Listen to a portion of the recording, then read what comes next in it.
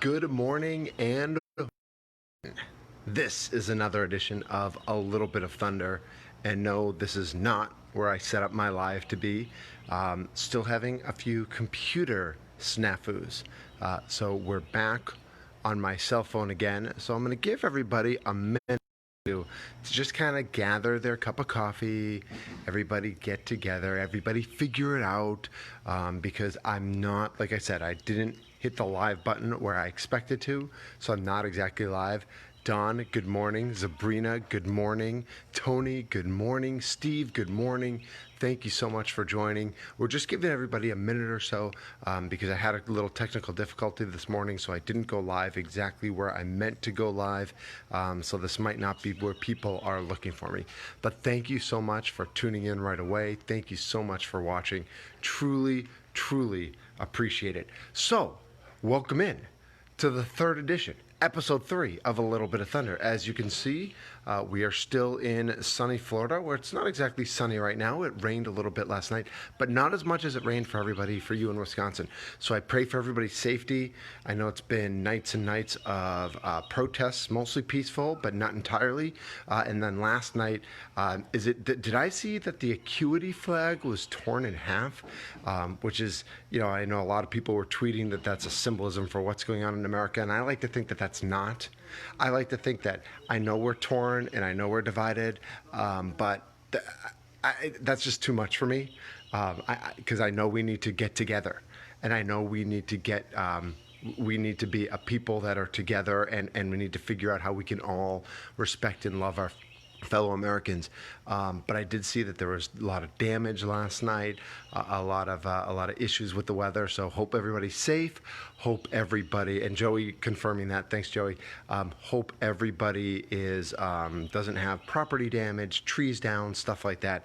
So hope everybody's okay. So we are in Florida. We're in a place called Grayton Beach. And if you want to Google it, you can Google Grayton Beach, and you can figure out we're actually in between two state parks, which is really, really nice, because as open as Florida is, states are, we're in an area that's not entirely open, and that feels a little safer. It feels a little more planned out, a little more methodical. I know everybody wants businesses to be open, and I think businesses should be open. I'm not against that. I'm not arguing that. But I know some people are concerned that, oh, you guys are down in Florida. Well, isn't Florida just like people on top of people? It's not.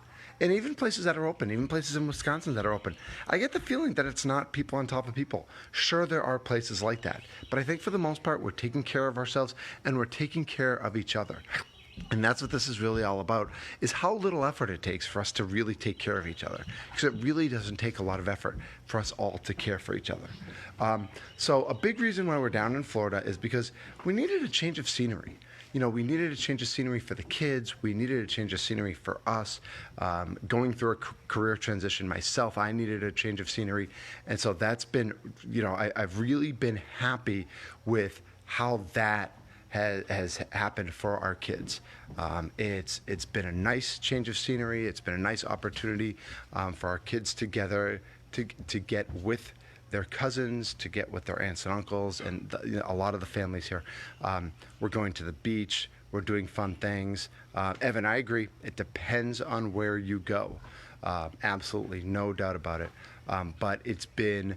and I think we all need that. I think that's good for our souls. I think that's good for all of us. I know a friend of mine who lives in Whitefish Bay who they rented an Airbnb in Poinet, which was kind of in the middle of nowhere. And they went there for a weekend. I know some friends went to, friends have gone all over the place in the state of Wisconsin and other places just for that quick change of scenery. We've been stuck at home for what, 11 weeks, 12 weeks? Tony, not a permanent move. It is just a permanent move. Or it's just a temporary move. We'll be back some point, probably mid to late June, but not exactly sure when. But again, just needed that change of scenery. I think it's good for everybody. Juan drove to Port St. Lucie and it was great to help with the change of scenery. Yep, I think that's great, and I think that's needed. One of the interesting things is this whole working from home concept. We have 5 adults here who are all working from home. and the kids have school, and my nephews are actually done with school because they're in school in Florida. My daughters still have a little school left, and it's been an interesting just dynamic. I wake up in the morning and I have 5 adults who are like strapped into their computers, strapped into their headphones, and we're all helping and we're all doing great things. But it's an interesting, work dynamic, I should say. And you can hear my brother-in-law right now. He's on a phone call right now, and so I'm walking a little bit further in the house. But it's just been this really interesting dynamic that we've all had to learn to traverse and figure out. And here's the backyard. The backyard's actually really nice. It's a little more wooded, and so this work from home thing isn't going away. And I know that companies are really figuring out what this whole thing is going to mean for our society, for our communities, for getting together with friends, for catching up, because we all have work relationships that we've depended on for so long.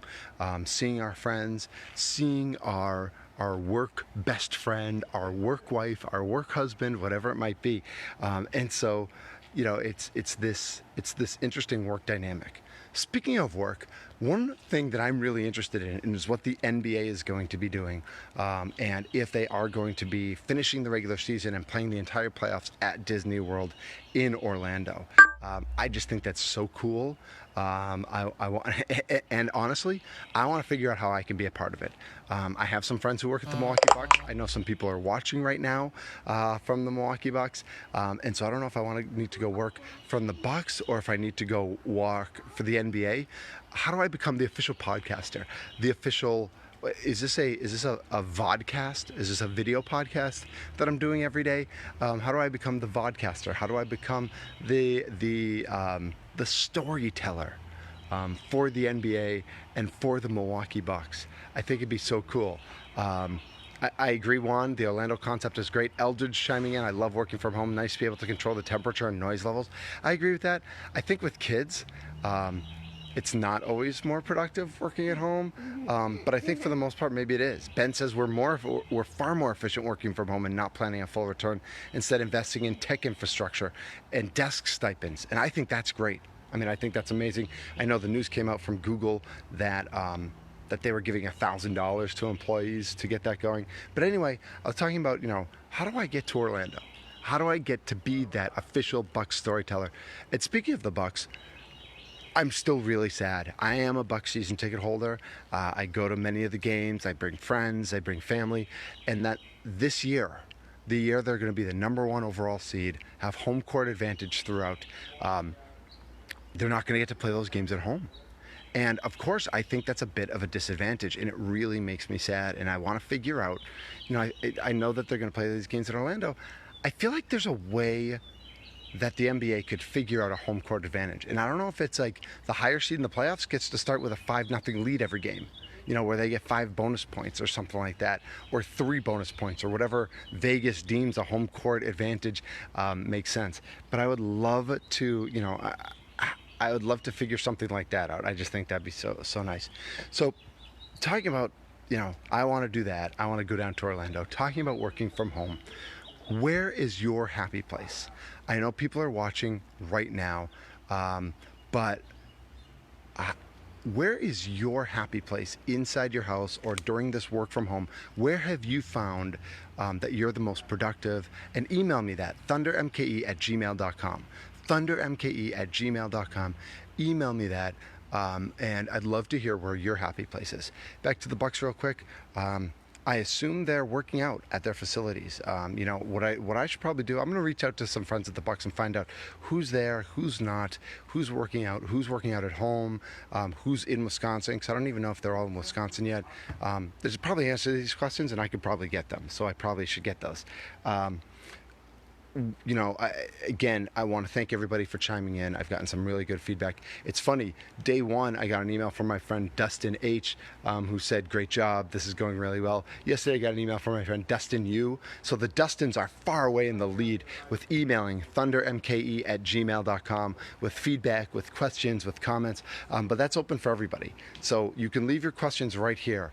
But feel free to email thundermke@gmail.com with any questions, any comments you have. I know the George Floyd peaceful protests are going to be continuing, and I think they should be continuing. Again, I think they should be peaceful, but I think they should be continuing, and I want to give honor and respect to everybody who's been a part of those, and for everyone who's trying to make our community a better place, because it's going to take a long time and it's going to take a lot of work. And I hope we're all ready to roll up our sleeves and get involved in that. A daily kindness. I've been doing daily kindnesses, and as we all know, my daughter ends every call with "Hope to hug you soon." Again, it's hard for daily kindnesses when we're in a place where we need to be physically distant. You thought, oh, how easy is this? We can do something nice for somebody else. Well, now a lot of people don't want something else done for them. Or, there are people who don't want you to hold the door for them when you go to a store because you're getting too close. So I think the biggest thing to ask is, what can you do for someone else that you feel comfortable with and that they feel comfortable with? And I think honoring and respecting everyone, every other person that you come in contact with, I think that is where it comes in. So, Twitter, @MitchNellis. You know what the email is, thundermke@gmail.com. I'm on Instagram, thundermke, so feel free to find me there as well. I'm here. I'm here for you. I'm here for your ideas. I'm here for your comments. Sully, thanks for letting me know the Bayview March was peaceful and successful. That's great to hear, and that's how it should be. But we still need change. Mort, hello to you as well. We still need change. We still need things to get better. So I'm going to sign off with the line that I want to sign off with, and you know who's delivering it today. Hope to hug you soon. Hope to hug you soon, everybody.